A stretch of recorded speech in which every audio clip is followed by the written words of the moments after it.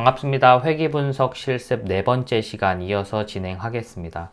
지난 시간까지 저희는 데이터 전처리의 핵심이라고 할 수 있는 이상치와 결측치를 처리하는 방법에 대해서 배웠습니다. 이번 시간에는 회귀 모델을 만들기 전에 원하는 컬럼만 추출해보고 독립변수들 간의 스케일을 맞춰주는 정규화 과정과 그리고 학습 데이터와 테스트 데이터를 분할해주는 그런 분할 노드까지 배워보도록 하겠습니다. 먼저 원하는 컬럼만 추출하는 컬럼 필터라는 노드를 배워보도록 하겠습니다.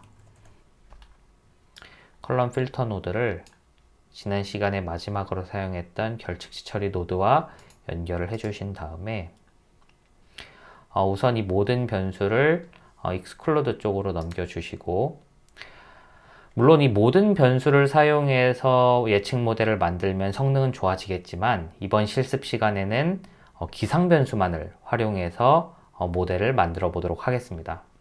그래서 컨트롤을 눌러 주시고 종속 변수인 자전거 대역 건수와 기상 변수만 선택을 해 보겠습니다. 기온, 습도, 풍속, 가시성 등등등 해서 여기 적설량까지 해서 인클루드 쪽으로 넘겨 보겠습니다. 그래서 OK 버튼 눌러 주시고 실행 버튼 눌러주신 다음에 원하는 컬럼만 잘 추출이 되었나 확인을 해보시면 이렇게 종속 변수인 자전거 대역 건수와 저희가 선택한 기상 변수들만 데이터가 뽑힌 것을 확인하실 수 있습니다.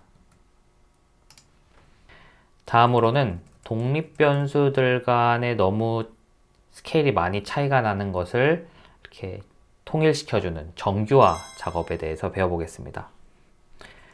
정규화는 노멀라이저라는 노드를 통해서 하실 수 있는데, 먼저 컬럼 필터랑 연결을 해주시고 정규화에 대해서 간단하게 설명을 해드리면 이전에 사용했던 스태티스틱 테이블을 보면서 설명을 해드리도록 하겠습니다.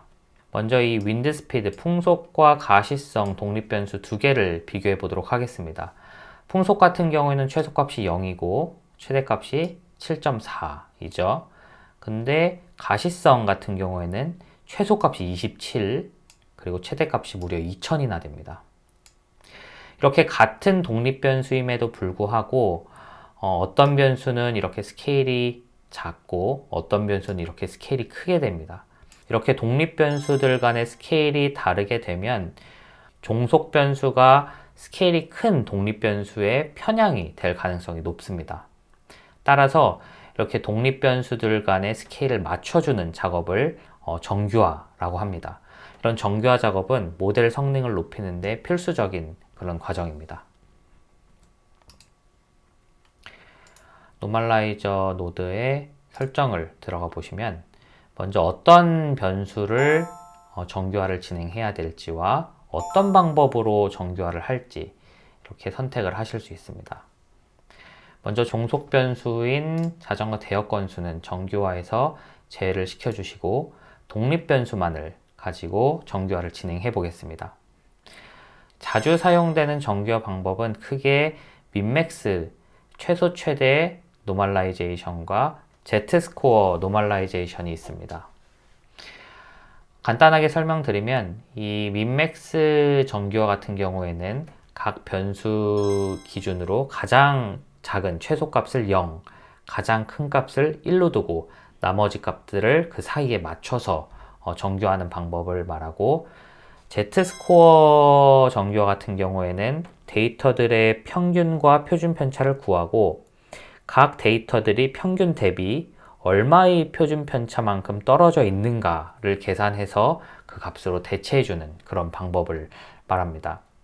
각 방법마다 장단점이 있는데, 먼저 민맥스 정규화 같은 경우에는 모든 변수의 스케일이 0과 1 사이로 동일하죠. 하지만 이상치는 제대로 처리를 하지 못한다는 그런 단점이 있고, Z스코어 정규화 같은 경우에는 이상치 처리는 하지만 모든 변수의 스케일이 동일하지 않다는 그런 단점이 있습니다. 따라서 데이터의 특성과 유형을 파악해서 적절한 방법을 선택해 주는 것이 중요합니다. 이번 시간에는 가장 간편하고 많이 사용되는 민맥스 정규화를 통해서 1과 0 사이로 모든 데이터 값들을 정규화 시켜보도록 하겠습니다. 이렇게 해서 실행 버튼을 눌러주시고 정규화된 테이블을 확인을 해보시면 모든 종속 변수를 제외한 모든 독립 변수들이 최소값은 0, 최대값은 1로 각 변수마다 정규화가 된 사실을 보실 수 있습니다. 이렇게 정규화를 완료했다면은 모델을 만들기 전에 학습 데이터와 테스트 데이터를 분할해주는 그런 과정이 필요합니다. 파티셔닝 이라는 노드를 통해서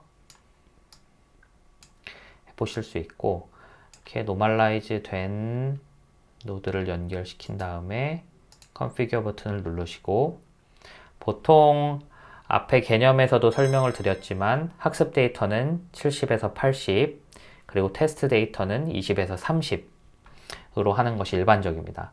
이번 실습에서는 학습 데이터 70이고 테스트 데이터는 30으로 진행을 해보겠습니다. 랜덤으로 추출을 할 거고, 이렇게 랜덤 시드를 고정을 시켜주면 몇 번을 뽑든지 간에 같은 학습 데이터와 테스트 데이터가 추출되게 됩니다. 따라서 이번에는 랜덤 시드를 고정해 보고 실습을 진행해 보겠습니다. 이렇게 해서 실행 버튼을 눌러주시면 파티셔닝 노드 끝에는 화살표 2개가 생성이 됐는데, 첫 번째 화살표가 학습 트레이닝 셋 70%, 두 번째 아래에 있는 화살표가 테스트 데이터 30%를 의미합니다. 이번 시간에는 데이터 가운데 원하는 컬럼만 추출해보는 컬럼 필터와 스케일이 맞지 않는 독립 변수들의 스케일을 조정해주는 정규화 노드, 그리고 학습 데이터와 테스트 데이터를 분할해주는 파티셔닝 노드까지 배워보았습니다.